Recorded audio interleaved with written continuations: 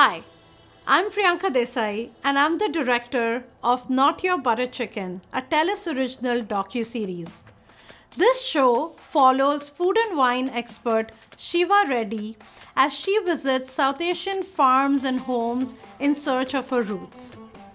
Today, I'm going to talk to you about some of the scenes and incredible people who we met on this journey as we filmed across 4 cities: Kamloops, Kelowna, Lethbridge, and Fort McMurray.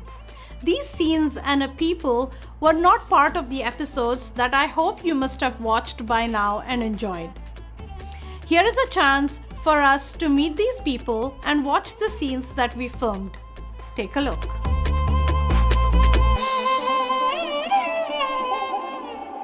I had always seen Kelowna from a very touristy lens. This time I wanted to know the South Asian community that lives and thrives in Kelowna. I wanted to know their stories. I wanted to know where they came from. I wanted to know what they do in Kelowna and how they build together with others this whole image that we have, the traveler's image of Kelowna. These are the people who farm the vineyards. These are the people who grow the produce, which we so famously know as Kelowna or Okanagan fruits and vegetables. These are the people who make our wines. We had some really amazing time, and I must say this was a really inspiring time because we got to learn all the people and the families behind the various brands that exist in Kelowna. Karma Juice is one such brand. We got an opportunity to meet the family, do a little photo shoot with them, and also understand how they have built this brand and continue to grow in Kelowna. Uncle G, who was in the photo today? Yeah, we are two family together, my side and the Benny side. So my side is first my mom, Gurdev Kaur, and second is the Avi and Benny. Now he's our family members. And my wife, the name is Balveer, but nickname is Coco. Coco. Yeah. Karma and and Coco. Karma and Coco, right? So same is my full name is Karma, but my nickname is Karma. My all business under the Karma. The Benny side is the family. Grandma is her cousin, and Daljit is mom, and Gurnam is dad, and his brother is Inder. And we are all together. We help always each other. They are looks like great. it. They are great people. Yeah, it looks like everybody's involved. Everybody involved. Uncle G, I feel like there's no way that anybody's able to pass the street without seeing the name Karma. Can you tell me, what was the inspiration? How did this come to be? Actually, my nickname is Karma. I came from in India '89, and then we work in an orchard. 1995, I bought my own orchard on the East Kelowna. Then we start the hard work 7-day weeks, right? Then now today we are very good success in farming Karma soda. Then we create the 5 flavor, and after that we create a mocktail. Now we're not stopping, right? We start the 80,000 square building. Next year we start the packing the apples and cherry. That's incredible. My thing in the future comes all family go together. Yeah. So everybody sticks together as a unit. Yeah, unit.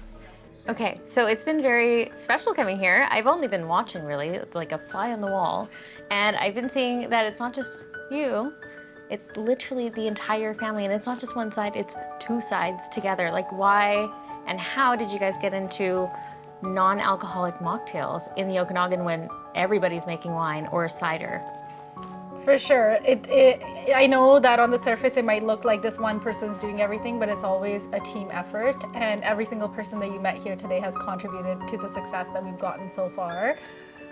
The reason we did non-alcoholic drinks is because the whole purpose of this company was to make sure that all of the food that we grow has a home. And so Our focus is to create value-added fruit products. Alcohol was never the focus. We do have one alcoholic line, and that has been due to requests from our customers. Yeah, I bet. They were using our fruit sodas for mixes, and they're like, you know what, we want something that we can just grab and take it to the beach. So we did make the vodka soda version, but our focus has always been the fruit and how we can use it to create products that are innovative, fun, tasty, and healthy, while also reducing food waste. Okay, it seems like everybody has a job. Yeah. Tell me, what is the most unglamorous job Oh. there? Or is every job a little unglamorous? When you run a small business, everybody is doing everything. Like I'll be mopping the floors and I'll jump on the production line. I'm the marketing person, but then so is my husband or dad or my brother or Bob working here. So I would say one of the most unglamorous jobs is the behind the scene inventory and logistics of loading, unloading cans, stacking pallets, figuring out the inventory, what goes in, what goes out. You really have to run a tight ship to make sure that all the product is going out in a timely way. You have traceability for all of it. Sounds super boring, but it's very important. And as well as food safety and all those programs, you have to be very stringent to make sure you maintain a very high quality of standard. And so it's a bunch of boring stuff, but it's what makes our company be unique, and it's what makes our product so high quality. So I was told that you guys were advised not to go into this business. Can you tell me about that? Yeah, I think whenever somebody tries doing something new, you hear a lot of voices that doubt you, especially if you're a young person.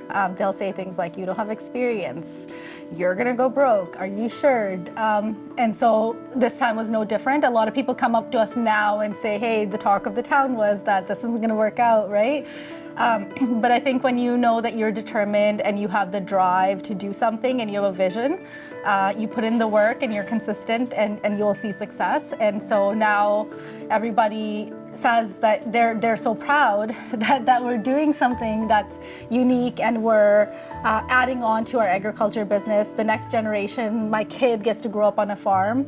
As you know, our heritage from my family, Avi's family, we've all grown up with generations of farming. And we get to continue that on for one more generation, and we love that. So at the end of the day, I think if you have a vision and you have the drive, you should go for it regardless of what everybody else is telling you. I have to ask you, what is it like seeing your son and then also seeing your grandparents? Like, you have so many different generations, all hands-on working. Yeah. What is that like? It is amazing. I tell everybody I'm so fortunate. I have such an amazing support system. I've got 10 people that are backing me up anytime I need something. They're always saying yes. They'll watch the kid. They'll jump on with the production line. My brother helps us out running this company. So it is such a blessing, and I'm so grateful to have so much family that's so close by that I can count on them. It is what really allows me to be able to be ambitious and go and accomplish whatever I want, knowing that I'm backed by this amazing group of people that are supporting me no matter what. Cool. Did you feel any resistance when you guys were moving into the market of non-alcoholic products? Because it is a big market that people want to tap into, and it's been missing for so long. Right. I actually, when we launched the mocktails, it just happened a few months ago, we had such a high demand. So we originally thought, hey, if we make this number of pallets, it'll get us through like 2-3 months of the summer, and then we'll reevaluate what we're gonna do. Our original inventory sold out within 2 weeks. That's amazing. It was amazing. We're mind blown.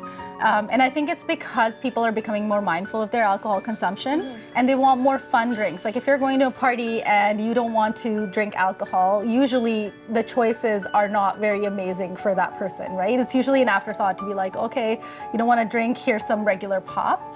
And so we've seen such a huge demand of people saying this is so fun.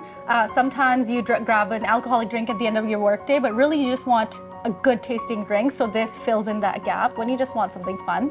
A lot of wineries are carrying our product because people that are not drinking, the designated drivers, or anybody that's pregnant, they also want to go there and have fun. So it's a really tasty, fun way to explore drinks without having alcohol. So when we are thinking about cocktails, wine, and now in the world of non-alcoholic cocktails, mocktails, I feel like we don't actually get to see much representation in that market.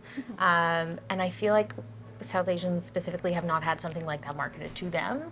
And also the world hasn't had anything like what you guys are doing marketed to them either. Can you tell me a little bit about the South Asian perspective of being in this market?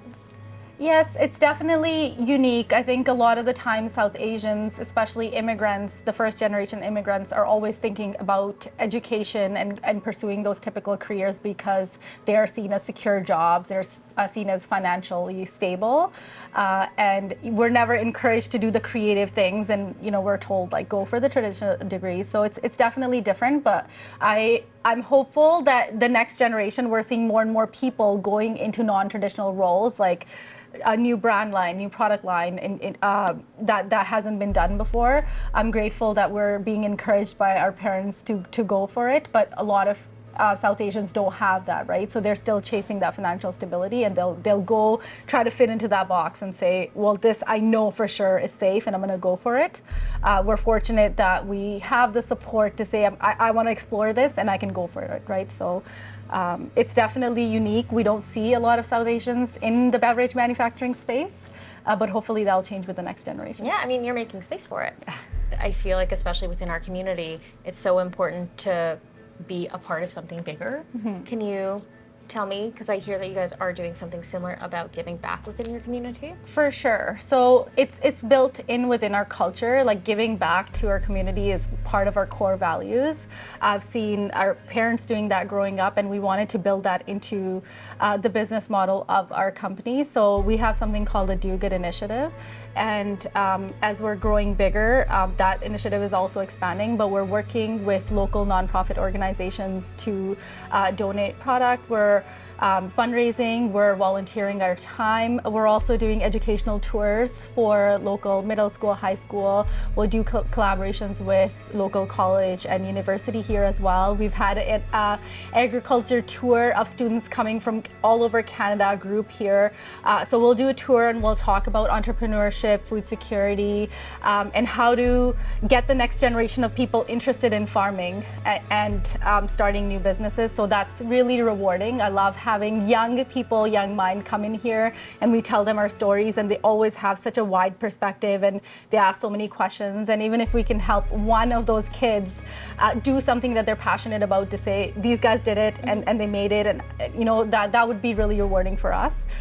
So I love having that being part of our business, because it makes us feel like we're contributing to the greater good, and that's very important to me.